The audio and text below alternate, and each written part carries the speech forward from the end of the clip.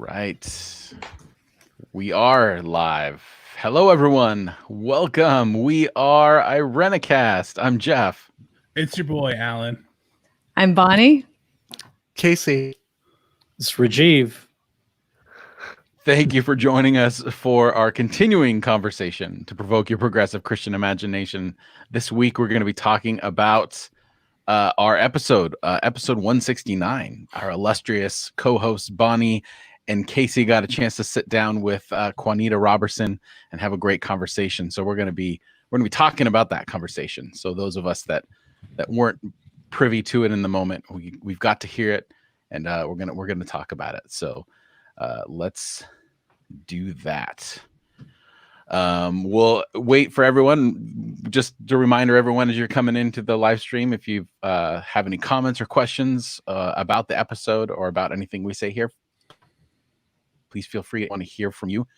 We legitimately feel very strongly that this is a continuing the conversation, not just between the five of us, but between us and the listeners of the show. So please pop in. It looks like we have some people that have said hello so far. We got a YouTube watcher right now, so thank you for that.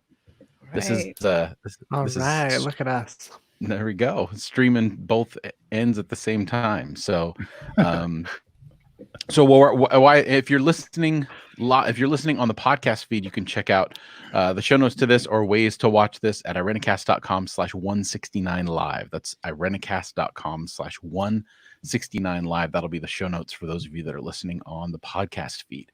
And I just want to say that it's 105 degrees in my house. So if you want to watch me slowly melt, stick around and we'll see what happens. I'm so glad I made it here, though, because your guys' conversation with Juanita was so awesome.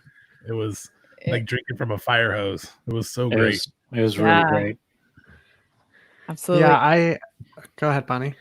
Oh, I was just going to say, Jeff is probably the only one who's feeling not quite so hot right now in Central Valley of California. He's on the coast, so yeah, it's pretty nice here. I'm not gonna lie. It's especially right where I'm at. We're right on the coast, so it's been overcast, cool, and windy all day, and it's beautiful. It's a wonderful thing. Yeah, not to make any of you all feel jealous or anything. Well, thank you. Casey, you were going to start us actually in the conversation. So, what were you thinking? Yeah, I first of all, I thought that Juanita was amazing, and having you meet her, Bonnie, was just wonderful, right? Two people that I respect so much. To share that conversation with you was just such a delight. But I agree with Alan that often when I spend time with Juanita, it's like drinking from a water hose, because I literally could sit there and just one sentence at a time think about it for hours, right? And so I imagine that for our listeners, there were probably moments where you just kind of hit pause and went, can I just sit in that? And if you haven't listened to it that way, I would invite you to take the time and listen to it that way.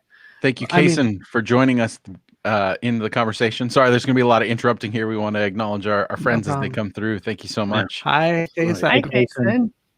And Janelle, welcome. Hi, Janelle. What's up, Janelle? Glad but you're Bonnie, here, you had never met Juanita. You just sort of walked right into this because you love me, which is great. You were like, okay, Casey, sure, let's do it. What was that like for you?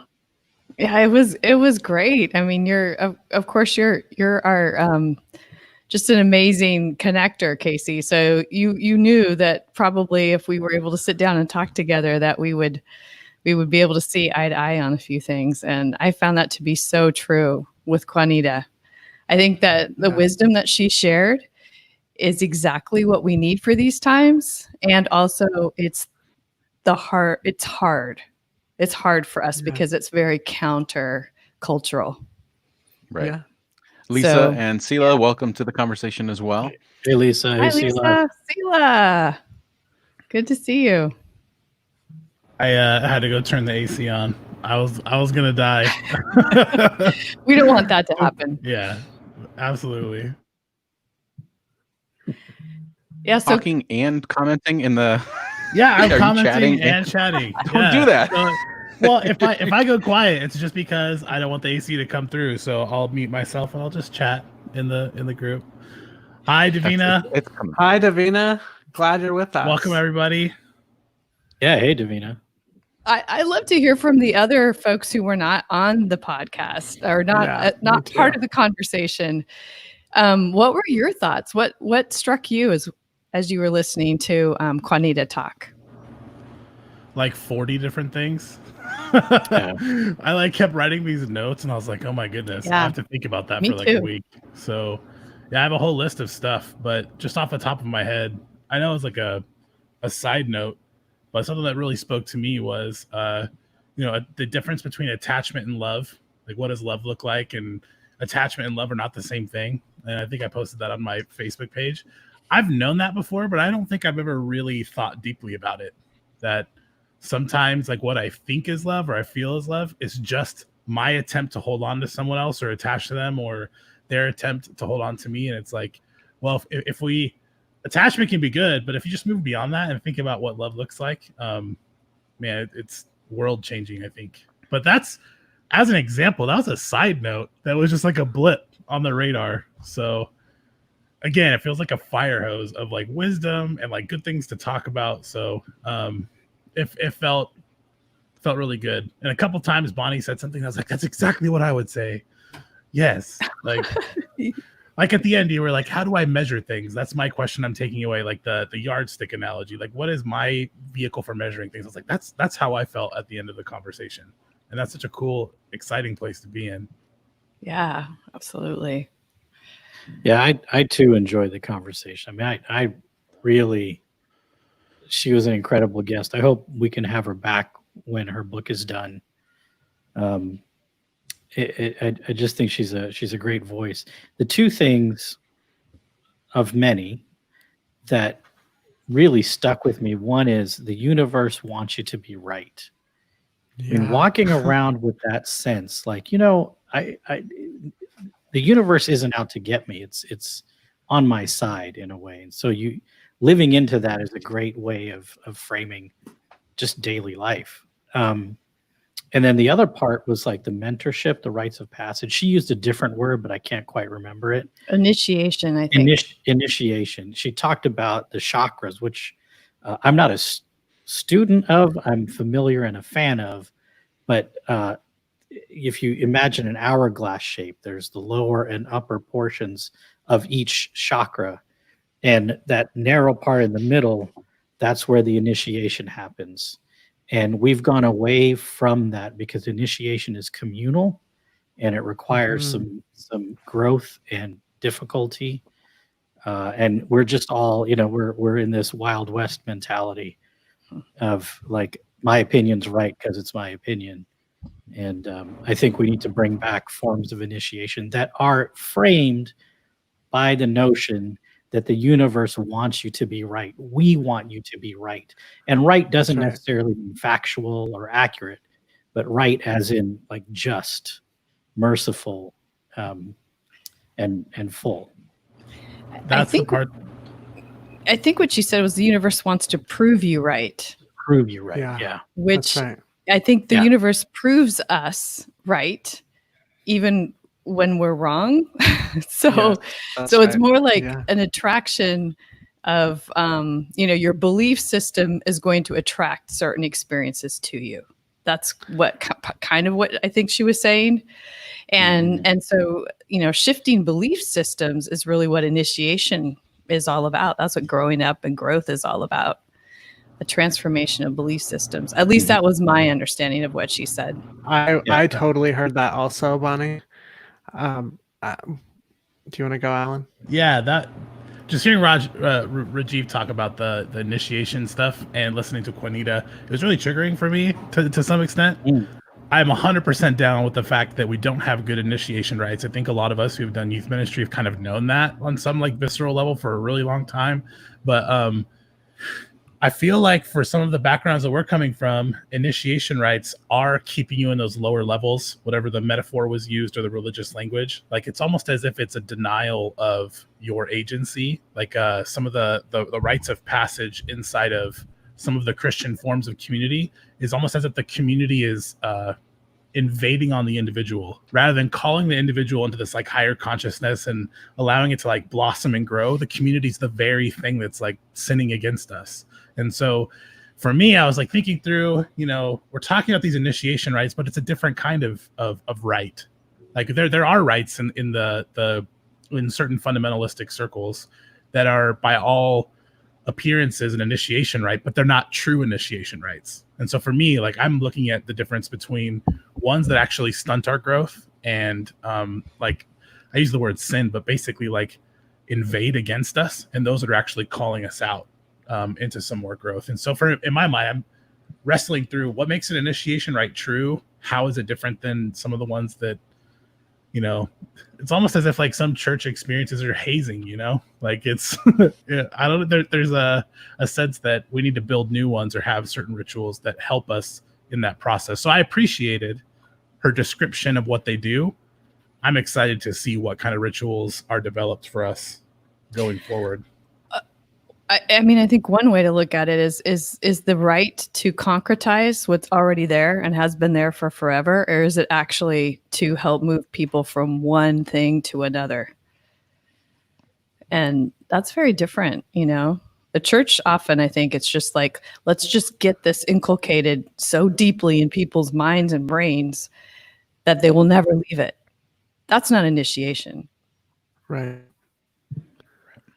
And we'd love to hear from those of you that are listening. If you had a chance to listen to our last episode, episode 169 with Juanita, if you have any questions or comments to what we're saying now or something you heard in the episode that you'd like to respond to, we'll be watching the comments. So, yeah. Or if you've been through an initiation rite that you appreciated, or if you feel like you've had those moments of transition, I'd love to hear what those are like.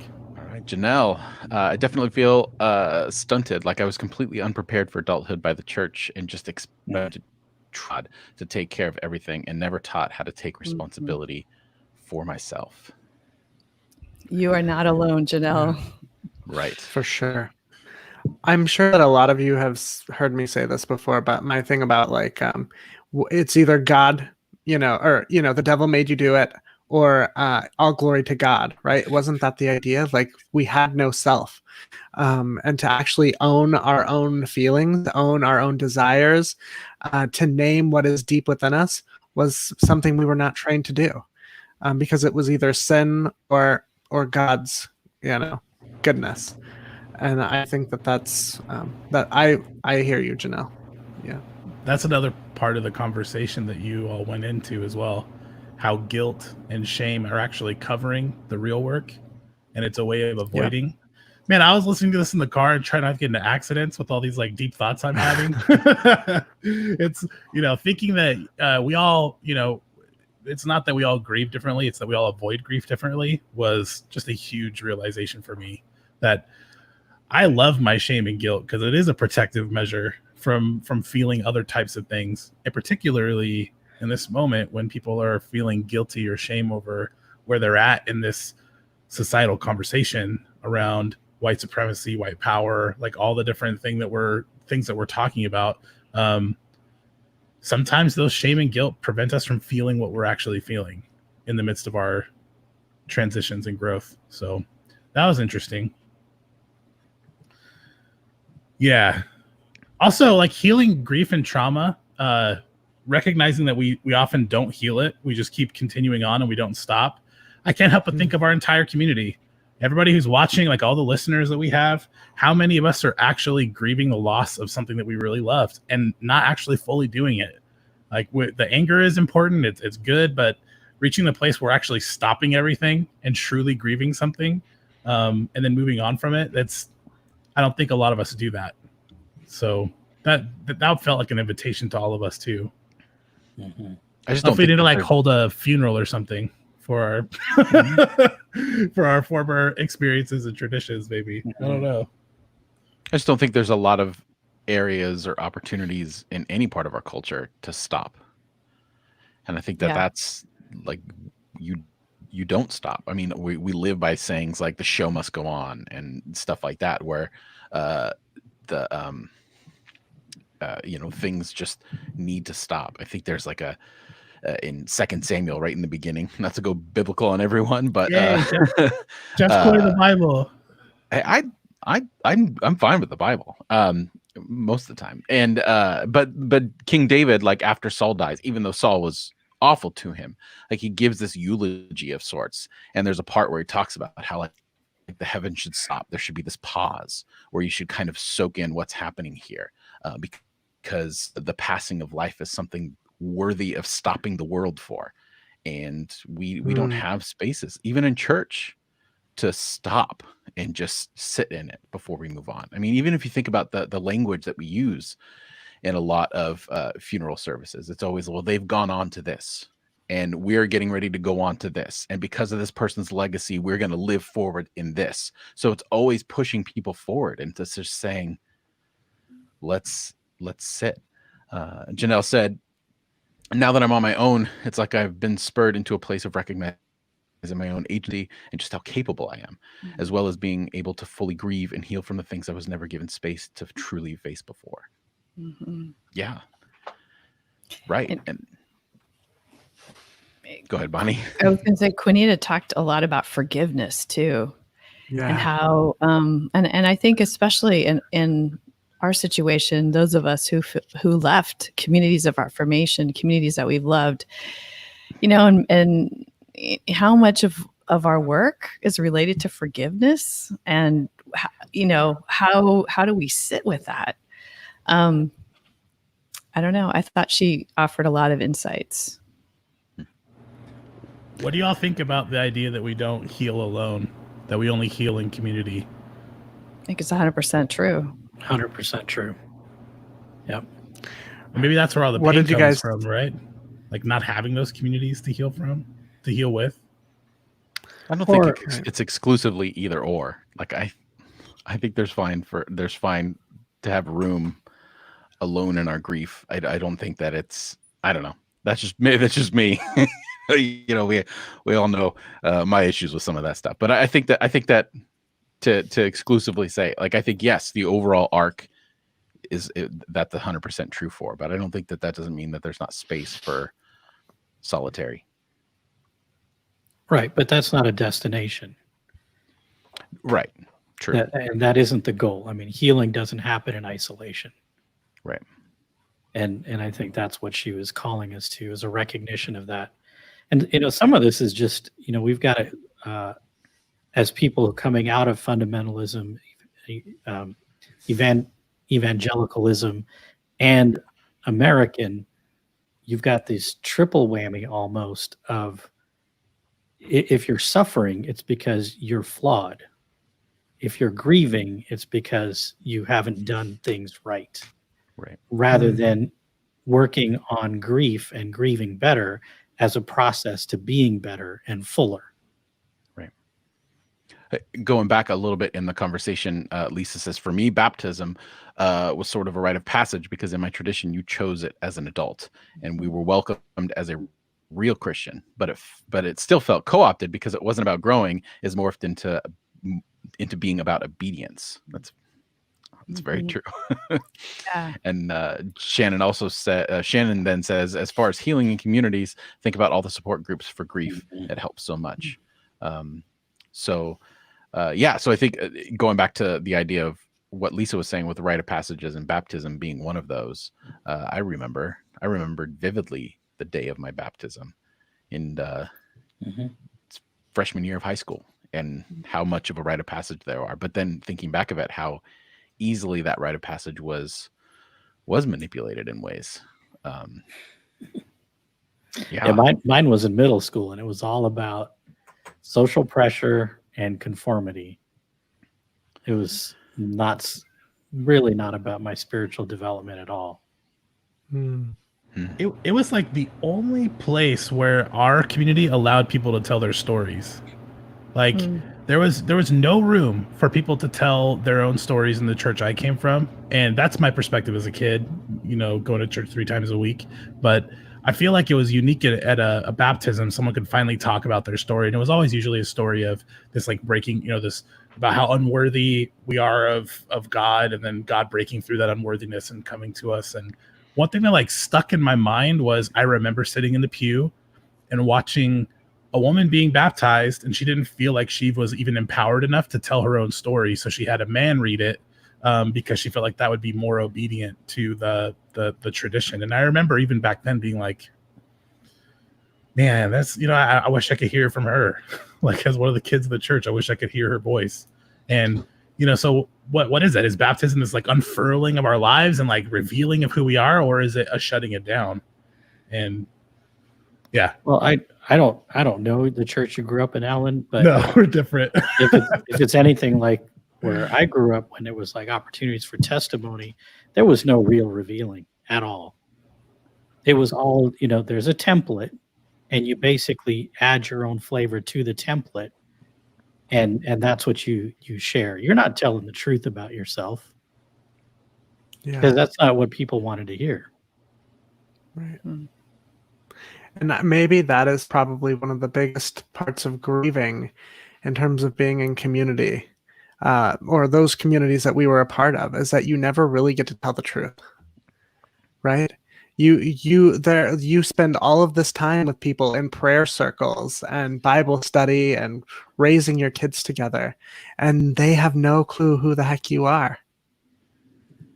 Because you have to, there are certain things you are allowed to talk about and tell the truth about. And the deep grief that comes with that. I mean, we hear those stories all the time.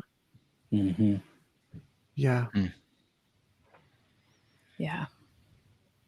So the corollary to that's so hopeful for me. First of all, I felt very like, I don't know, in the episode talking about hope, peace, peace and the lack of hope being the place of privilege, where I can be at peace even when there's no hope for our society or no hope for our world. That spoke directly to me, and like I definitely needed to hear that.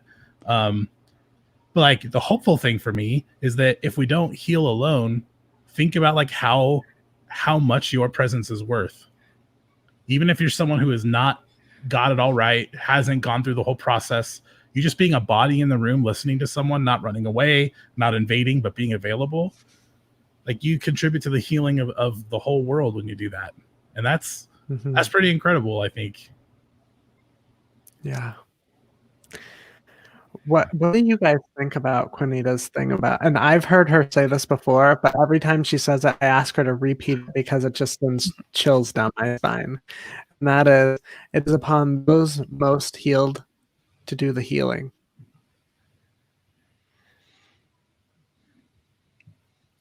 That was hard to hear. I think I've always thought that. Yeah. It seems like, but I think that it is sort of counter to a lot of the narrative that we have circulating right now, and especially within liberal circles. So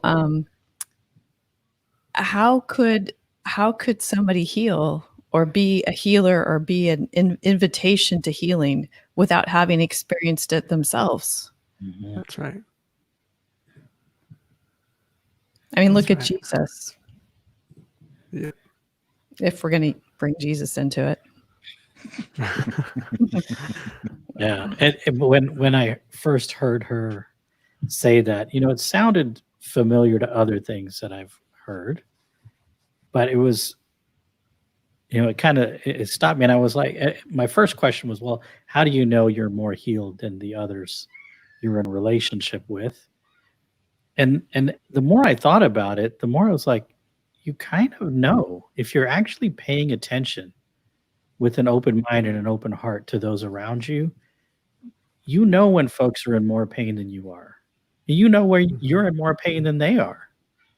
And that's part of the whole vulnerability piece, is to be willing to be nurtured when you're in more pain than those around you. And then that responsibility piece, where if you are more healed, you got to step up and offer something. So, you know, that framework by itself in my old context could be very problematic and dangerous. But I think, you know, those of us that are part of this, you know, a Renacast constellation, are folks who are really trying to be authentic and lift one another up and lift ourselves up. So when we're in those spaces, we have the opportunity to change the dynamic, to actually be a space of true nurturing and support. Right. And just Sela, her response to your question, Casey, is that it makes everything make so much more sense. And Janelle, thank you for joining us. Yeah. Tell your kids good night for us. Yeah. Good luck with that. Good night from the Adrenicast team. I don't know. That was a little put a rasp in there, Alan. He freaked the kid out. Yeah, that's so comforting. One thing, not to just shift gears, but talking about, did you want to talk more about the healing trauma piece, Jeff? Well, I was just gonna say, Casey, from your question, what I think about that, I think that it's just a form of privilege, right? Like to get to a place of healing, you have a certain amount of resources, whether it's community, whether it's education, whether it's understanding where your pain or grief is coming from. It's also having the privilege to be able to have a stopping moment in your grief to get to a place of healing. So I think that there's a lot of layers to that, and I think it's true. I mean, it's to me, it's a parallel to the old where there's great power, there's great responsibility. Like there's something there that you have to offer towards other people. So I think that I think it's hugely important, and I think that also then gives us a responsibility to discern who's ready for that next step. Like ending when someone is still in a place where they're not going to be able to receive it, and giving them space to be upset, that and be all of that, and express it in ways that are needed for them, I guess, in that moment. Yeah, I would push back on that just a little bit, Jeff, because I think it depends what yardstick you're using as to how you decide who's more healed, who's less healed. That's right. And, I'm not sure privilege has anything to do with it, at least the way that we define privilege in terms of economic resources, in terms of, what kind of car you drive or how easy it is to get all the bills paid every month or whatever. I think healing's on a completely different plane than any of that. I think what I heard Juanita say, and if any of you, I mean, you can all tell me I'm wrong, but what I think I heard her say was something like, in the context in which the conversation was happening, it was sort of like, I told this lady, you are the most healed in the room. And it's because your blinders are off. You can see the world in a way in which these white people cannot see it. You're healed. You see how the world is. And so so that's sort of what I think she was saying. And it depends on the yardstick, right, Bonnie? Like in this case, we are the blind ones. We are the ones who need healing because whiteness does not seek to be named. And so we just skirt around it, or we try to do the next nice thing. And what this healing requires of us is a full awakening, like the ability to open our eyes and truly see. And we get attached to hiding behind shame, blame, and guilt. That's right. I think because it's a comfortable place for liberal white people to live than it is to actually do the work of healing, of grieving and healing. Yeah. But you don't think that being able to have those blinders revealed, like that there's a certain set of circumstances that can come together? Like it's not, maybe it is, and maybe I'm perspective, it's not this like magical moment that it's just like all of a sudden someone can see. Like I think that all of these different factors can lead towards someone receiving that healing, or the blinders, however we want to define what we mean by who's the most healed. But even by saying who's the most healed, you're still applying some sort of judgment or yardstick to what you view as what is being healed. And I think that it's a combination of all of the things that we face in life that's going to allow us to heal ourselves, or give us the community to help us move through into that healing. I think it's just a matter of terminology. like the word privilege being like in terms of oppression. Like you're on the downward stream of where the flow of oppression is happening, and people who are oppressed often are the ones who have to deal with the pain before those who have the privilege to actually avoid it and not deal with it. So just saying that, like, you know, you're healed, therefore you're privileged is not. I think it's just difference in terms. Well, we have a couple of responses Anyway. to that. So we have Silas says, do you think that there's a right, quote, yardstick, or is there rightness, or is there rightness objective? And if there is a right one or right ones, how does one determine that? And then we'll address that, and then D'Angelo will bring up your response next. I would just acknowledge that there are a lot of yardsticks for measuring life and measuring our progress in people. You can look at it from a lot of angles, and it doesn't mean one is necessarily right and one is wrong. Things can coexist at the same time. So I think in terms, not to dodge your question, although it sounds like it, I think in terms of what's useful, what brings me into more community with people, what, like, you know, brings society together, what helps me get a better grasp on the world. And I think less in terms of what yardstick is right to measure my experiences or the world with. Even if that's profoundly unhelpful, I think that's how I go about it. I think it's connected to what we were talking about in terms of our truth episodes, right? The measurement, the yardstick in which you have is the one in which you are building with every experience, and the only way you measure those experiences is based upon life, I guess, right? And the people that you're surrounding yourself with, right? Like Rajiv's invitation to notice my friends gave me a new lens in which my yardstick changes, and I can now see from, and that then requires me to respond. So that yardstick is always hopefully changing. I mean, and I do think there are some yardsticks that are wrong. And Yeah. I think they're I dangerous. wasn't saying that they're all right. Yeah, Absolutely. and you know, the hard part is where these things become right or corrected is in relationship with folks who are different. Yep. And That's that right. goes in multiple ways. In some cases, we're the different friend that brings enlightenment. In other cases, we're the person that needs enlightened friends to bring us difference. And that's where the relationship and the communal, you know, authentic community really matters. The 4 R's, as Rajiv would put it. That's right. That's right. D'Angelo said healing does not come from privilege. If that's the case, white people should healed racism by now. Absolutely. Touche. Touche. I think maybe privilege was the wrong word to describe what I was talking about, but yeah, I mean, I have no argument there, D'Angelo. Yeah, and men being in charge, the world would be fine, because male privilege is pretty universal too. Yeah, and she pointed out a lot of ways how it's particularly some of the more patriarchal leaders who have some of the greatest things that still need to be healed. That part of the conversation was like very revealing.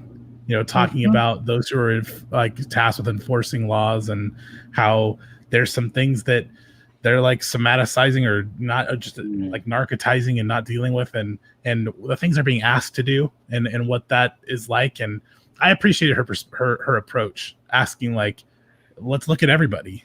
Let's look at everybody and how it's affecting everyone, and then bringing everyone into that conversation was a pretty deep invitation.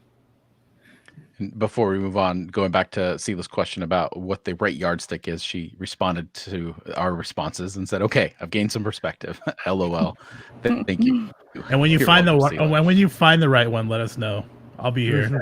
Actually, finding the right question. Find the right question about yardsticks, and then let us know. That would be really helpful. I think one of the things that, for, you know, Quinita talked a couple of times about being misunderstood in various settings, and one of the things that I was listening to that I really loved is she decentered white American experience, put that off to the side, and really brought in multiple, you know, deeply rooted African perspectives, and that, it just allowed me to enter her ideas and her prodding in a way that was free from concern about sort of white supremacy seeping in.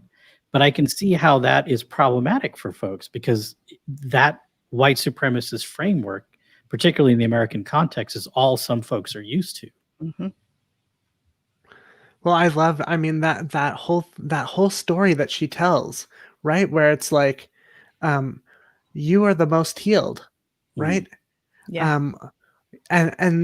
And that language, let's be honest, it's often white people who are doing the healing, right? Or going into the world, blah blah blah. I mean, as my sister, actually, that's my sister, D'Angelo, everyone.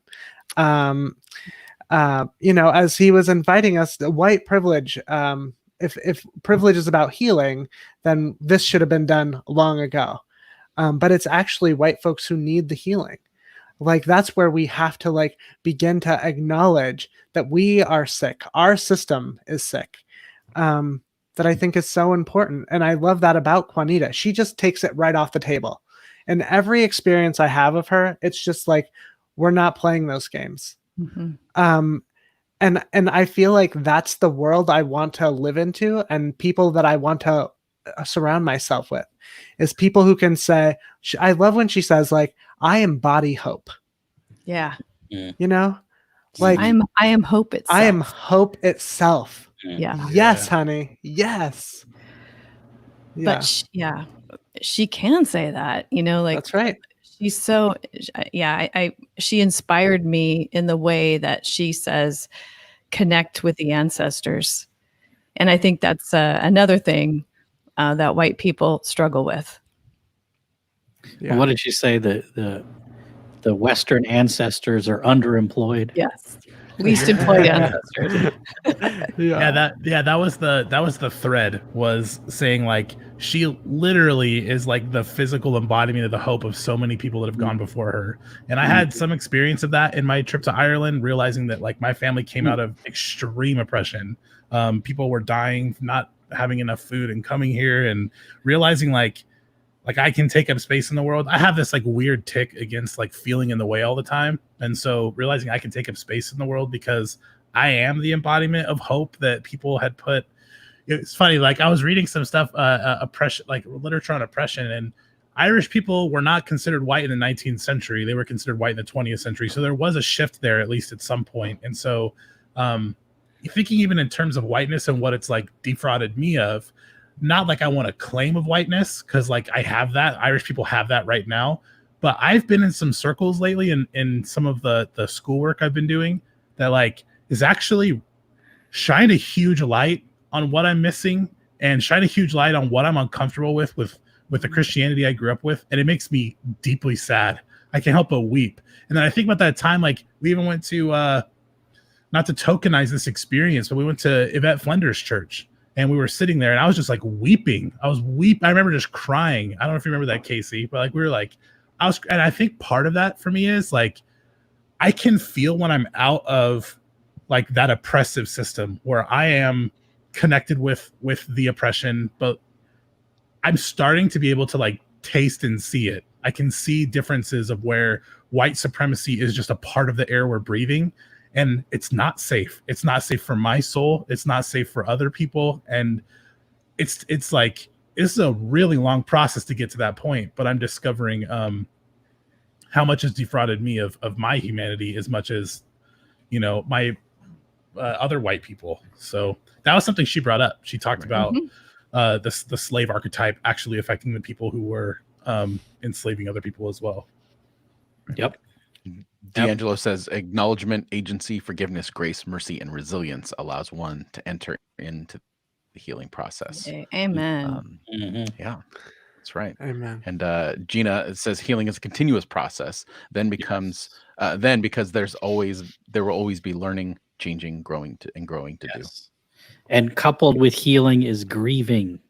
It's the only way. They are intertwined. You cannot have healing without grieving. Also helpful in the grieving conversation, I heard one of my mentors tell me, you grieve the amount you invest. So whatever you're grieving, just remember, if it's huge, if it's world making, universe making, it's going to take a lot of intentionality to be able to grieve it fully.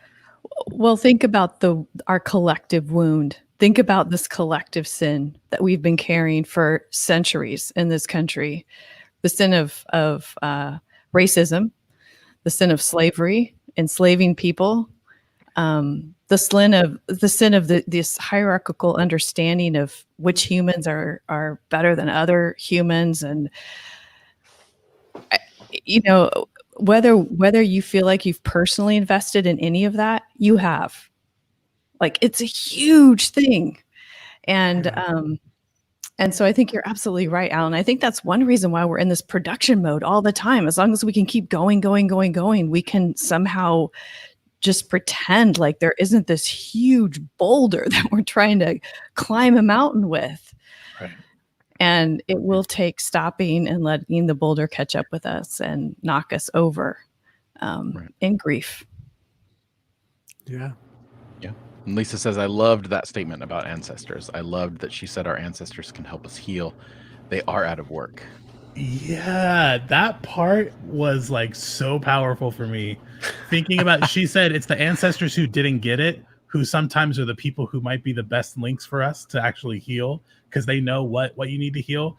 I went to Ireland and I was sitting on the lake, and I had this experience where I actually called on ancestors for the first time. And some people in my former life are going to be like, I'm officially, off the wagon now or something. But I like named them out loud. I named my great grandfathers and grandmothers, people who had, been before me, and then even further back. And I was sitting there, and I was just very available at Lochleen. And what I experienced was like, it were those ancestors who didn't get it that I felt the closest to, actually. And the one thing I walked away from that kind of intersects with something Juanita said, I realized, I thought I had went to Ireland to heal something in me, and I realized through that entire experience that I was profoundly unalone. That was the one thing I walked away from. I was like, I don't even know how unalone I really am. It was an extremely powerful experience. And then to hear her say, she goes to that place and she's thinking, the more, Casey, you and I've talked about this before, it's a tragedy when you dig into your own growth. It feels lonely, right? Like you lose people, you lose conversation partners, and it feels like you're on this lonely journey. And then she says she discovered that was the lie. The lie was that you were alone, because we don't even know how alone we are. And I think that's just the beginning of something beautiful. And I feel like I'm there. Yeah. So yeah, my rose-colored glasses are pretty strong at this point. But yeah. Right, do you think? Sorry, Jeff. Before we shift, like, do you all think that like we even perceive the ways that we're connected, or who's with us, or like, like it's like a mysterious thing, right? Like how unalone we really are. That those feelings of aloneness are even the lie sometimes. Yeah, absolutely. It's the lie. One of the things I love to do with my confirmation kids is have them go and lay on the floor in the sanctuary, like at night, so it's all dark and kind of creepy, because church is creepy at night. And I ask them to think about all the prayers that they have prayed in that space, and to think about all the people that have entered into the sanctuary to make their own prayers, and to imagine if these walls could talk. And what I hope, and then I sort of tell them, like, my hope is that whenever you are in this space, that you know that there are prayers that are still not answered that ruminate in here. There are people for over 100 years who have been a part of this community who have prayed these prayers, and so they sit with you. That's on my best days, right? Like when I'm killing it. But I think that that's true for all of us. We are embodied prayers, right? That I don't know. I just think it's so important for us to acknowledge, to understand how important, like Rajiv was saying, how important we are, and I want to be so careful with that. Not that we like super matter, but that our collective being matters. Yeah. I mean, our freedom is connected, which is something else Juanita talked about. I think, what would happen if we measured ourselves? We talk about finding ourself and our agency. What if we measured that by the quality of our relationships, by the ability to see all the spaces between us, by the way that we feel, the way that the prayers hover around us all the time? Yeah. You think about how many prayers for the future there were before you were born. Right. You were included in every single one of those prayers. Right. You were thought of before you were even born. So, yeah, it's true. We are not alone. I think Jeff is freaking out. Can that right be? now. Can that be the question that we ask everybody at the end? Like as we were saying, like what's your measurement? What's your yardstick? Like what's one piece of it for you that you measure your experience in the world with? I love measuring, so I think that's a great one. Oh my gosh. Okay. Jeff, I want to hear from Jeff. I really want to hear from Jeff. In regards to what Measuring. Specifically? I don't know, Jeff. The ancestors. Talk about the ancestors. Yeah. Okay. So I'll separate myself out even further from everyone else. That I have a real hard time with ancestor talk. If I'm quite honest, because I think that it's easy for people to get the perception that you have to think of and know your direct ancestors. And I don't know who my father is. My father never knew I was born. So there's a whole side of my ancestry that I do not know. And I think that then there's a lot of people that I've had in ministry that have been adopted. They don't know their parents, and they've been adopted to a system that was not theirs, and they have no way of knowing that. So I think just the practical aspects of ancestry, I think it's important to delineate and say, when we talk about that, we're not necessarily talking about direct blood ancestors, but we're talking about systems and organizations or whatever that we have been brought up in, and acknowledging that there are some of us who have been pulled into systems that are not our own, and that there's conflict there that I will never ever understand. People who've been adopted by parents who are not from their race or their background or their religion, and I think that there's a lot that happens in there. And coming from a Pentecostal background, I have, feelings about, certain language of, like you were saying, being the embodiment of someone's prayers. And, maybe. But even then, for me, that's like, that insinuates that there was some purpose in you were born, but I was an accident. I mean, on a practical level, like that there was this, not to get into my whole family history, but I think that all that's not all those things are true. And I'm not saying that all those things are not what we evolve into. But it's just a language. It's just where I'm at right now in this place. It's a little too dualistic for me. So that's where I'm at. That's where I'm at, I guess. That sounds like an episode in and of itself. Before we just real quick, I want to address D'Angelo has a couple other things to say. I grew up learning to be aware of my ancestors, to listen and to heed them.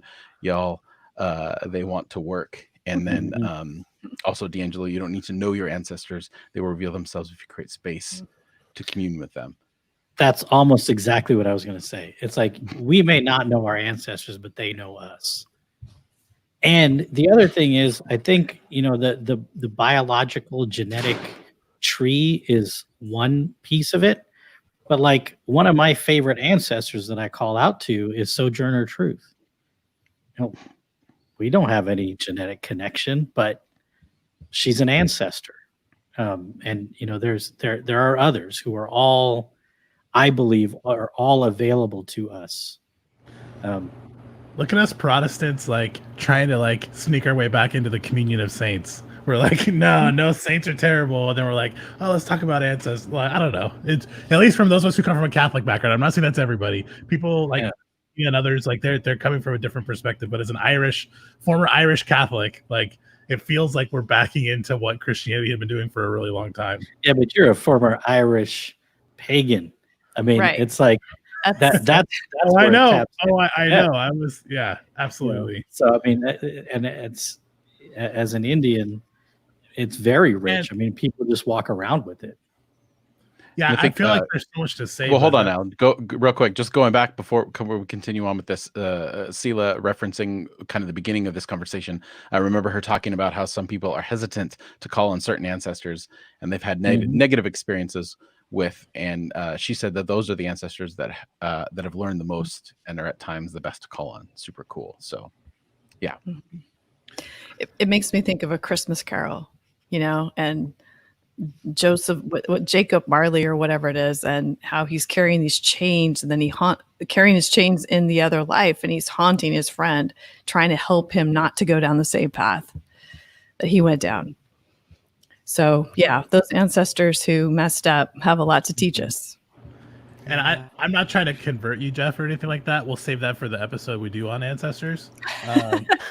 But I'm just saying, like, I know you're a fan of axioms to some degree, and so at the very least, the things our ancestors experienced are in our bodies. They are physically in our bodies and a part of us.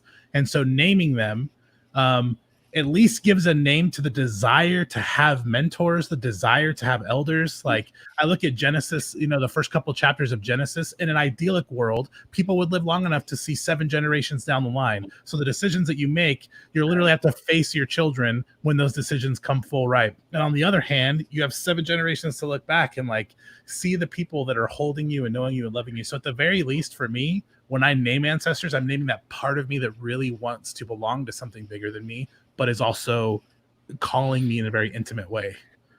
So okay. Maybe that's well, it's not that I need to be converted. I understand all of that and I believe all that. I'm just saying that the language itself of this, like, I just don't like mystical language. That's all I'm saying. Like, I get it. So to me, it's the same thing as saying I'm going to learn about where I came from in a history book and have like the practical history to it, and I can gather the same things from it. I'm just saying that dual language. I'm not a big fan of like dual planes of existence, like the spiritual realm and the physical realm.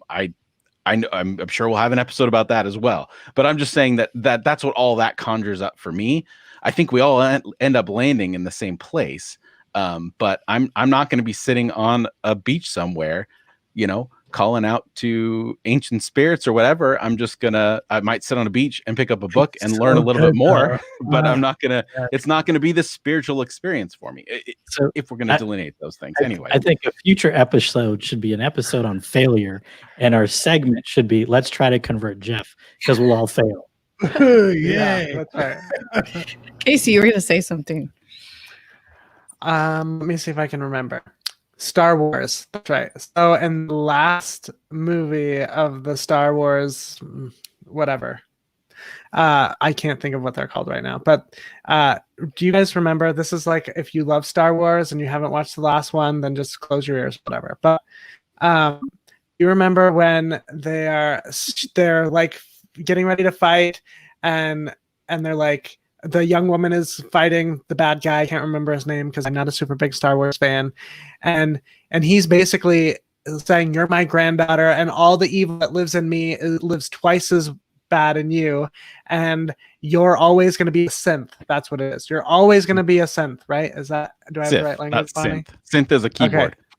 Okay, whatever. Okay, whatever it is, synth. You're always going to be one. You're a terrible person, and you're going to do terrible things. And then she says something like, hopefully you've all seen this movie, something like, the Force is with me. Like, the Force is with me. The Jedis before me are with me. Like, there's just this awakening of the good that is in her. And it conjures in her this moment of, I do not have to live into the identities of my past, right? My family is terrible history. But there is something else in me, and it is the Force, and it is stronger than any of that. It's connected, I think, or I just talked for a long time for nothing, but I'm pretty sure that it is connected to what you're saying. No, it's very connected. I mean, that was the whole point of that final scene was that, and it would have landed a lot better if J.J. Abrams knew how to told a real story. But that's a different, that's a whole different thing. We don't need to get into that. But no, you're, Jeff, I feel the way about Star Wars the way you feel about Ancestors. But what were you going to say, Jeff? It's connected. You were finishing. No, I think it's totally connected because that scene that Casey's describing is that you literally have the voice of all the Jedis. If you're a fan of that film series, so Rajiv, you're excused. But if you're a film of that fan series, they use all the voices throughout all the iterations of Jedi, from the animated series to the cartoon to the actual movie, and you hear all their voices telling Rey that we are with you, we are with you, and that gives her this strength to kind of and go through. That's cool. So yeah, for sure. Connected to that, sorry, can I just take up a little more space? So I have a friend who is a pastor, and she tells the story of this time that she received anonymous flowers from someone in the congregation. And she said she spent an entire week, just treating everyone so much different because she assumed that anybody could have sent her these flowers, right? And so her interactions changed because she thought, oh, well, maybe Alan got these flowers for me. So I'll listen a little more astutely. I'll be present in a way that maybe I wouldn't. But then she received hate mail that was also anonymous. And that same thing happens in your brain where for a week you're like, you all can go to hell, right? And I think the invitation and how we see the world is so important. That if we begin to see the world in which, the universe is working for our good, right? That how you see the world matters, in the way that Juanita's inviting us to notice, is sort of like with the flower idea. Like you can wake up tomorrow and say, everyone writes me hate notes, and I don't know who it is. Or you can say, everyone is out to grant me flowers, including the universe. Absolutely. Or you can say both. And I think yeah, for sure. Yeah.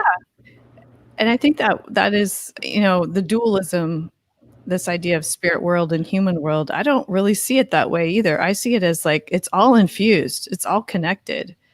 There isn't some other plane, spiritual plane, beyond this world. It's the connections between us, that it's not actually flesh and blood connections. I'm not holding your hand, but I'm connected. So what is that? What is that? What is it that we're all swimming in? And I think that's part of what she was talking about. There's my body that's contained in my skin. And then there's also the me that's connected and, held and reaching out beyond my body. For some people, for me, the metaphor of spaciousness really works for me. There's a lot of space in the world. Like whatever I'm experiencing, like just looking around things, there's just a lot of spaciousness around stuff between us to take up space and feel your feelings. And I think we get locked into certain like scripts of how we interact with the world. When there's a lot of wiggle room. That's all I guess I'm trying to say. And like that helps me wake up in the morning and be like, oh my goodness, there's so much wiggle room in this day. There's so much space to just explore and be me. And I think that's changed my brain. So yeah, is everyone writing me hate mail? Is everyone giving me flowers? Is the world spacious? Is the world extremely claustrophobic? And I literally have no way to determine my life, no way to interact in a way that feels right to me. I choose spaciousness. And honestly, like it's a self-confirming prophecy. I'll just live into that. Yeah. Do you remember when we were little, like when the lights go out, all of a sudden you hear things? Alan can't answer this because we know Alan has like all these stories anyway. But like as a little person, I remember like I could hear, like I'd be like, what was that sound? Or what was that noise? Or there's a ghost in my room, right? And then there's just this moment when you wake up as a little kid and you're like, oh, I don't believe that anymore. And then those things don't happen. It's that same sort of thing that it's like, what are you listening to? What are you looking for in the world? because the universe is set to offer you whatever you are willing to see, I guess, is what I thought I heard Juanita say. The universe wants to prove you right.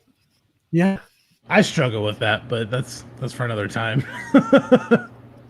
Sounds like an episode. Because I'm Right, right. Jeff? I'm right all the Neo time Calvinism. anyway. I know, right? It is the Oh my neo Calvinism thing. It's the predestination stuff. Woo! I don't know, man. Like that's some yeah. If that's medicine at all, and she was talking about, is the universe ordered by God? Like, is history unfolding in a way that is ordered by God? She's like, that's stewing for her. That's what she's asking over the last 5 years. I was like, man, if that is medicine, because I'm with her on that. I don't know the answer to that question, but if that is medicine, it's homeopathic at best. Like 1 part poison, 1 part medicine. And I don't know if I can like open up for a spoonful anymore, to be honest. We'll see. Well, before we give kind of our final thoughts on this particular conversation, do you want to acknowledge Michelle? Welcome to the conversation. This was shown to me after my dad died, and I learned about energy as also being open to signs that I never would have acknowledged. I'm assuming that in the comments you put an image to see, but we don't see that on our end, just the interface that we're using. I think it's just about the ancestors. Okay. Mhm. Oh, this concept. The okay. existence of ancestors, the concept. Yeah. Okay. Yeah, absolutely. Thank you for a lot of sharing that, people have that Michelle. experience, and that's wonderful. Thank you. I'm for with you, sharing. Michelle. Yeah. It's very cool. Are there any final thoughts before we wrap up this continuing the conversation, either from those of you that are on the feed or those of us that are here in the booth, I guess. I don't know. The studio. I just want to thank Casey for lining up Juanita as a guest on Arenacast and for inviting me to be part of that conversation. It was lovely. Well, thanks for doing it with me, Bonnie. And, Juanita reached out and said, I have lots of places I could be, but I'd love to be with you. And so it's amazing to have a friend like her and to have a friend like you, Bonnie, and to be friends with all of you. I love these conversations because I think that they are what real life is all about. So, Yeah. And our question, I'll type it up, but our question is, what metrics do you use? What kinds of metrics do you use for measuring your experience and relationships? measure and away, reality? honey. Just going back to Michelle, yes, sorry. Don't be sorry. Apparently, I'm the only one that missed what was happening there. So I'm sorry. I apologize, and thank you again, Michelle, for sharing. We really appreciate it. Mm-hmm. All right. Well, unless there's anything else, that will do it for this. Continuing the conversation.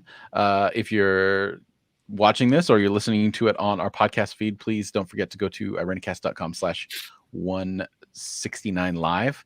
And that'll give you any information that we addressed in this particular episode, including all the ways you can support the show. We do have a PayPal if you'd like to support the ongoing work of Irenicast. And merch. And merch, yes. We still have merch. We do, yeah. But we want to direct you first towards our PayPal link. So irenicast.com/PayPal. And then the show notes will have information on merch and other ways that you can support the show. And kind of a teaser for our next week, we actually have our episodes planned out for July. So we're going to be continuing this conversation and in a certain way. And we're going to be talking about white supremacy first in the evangelical church, and then we're going to attack our own, and we're going to talk about white supremacy in the progressive church, which will be a very interesting conversation. So stay tuned.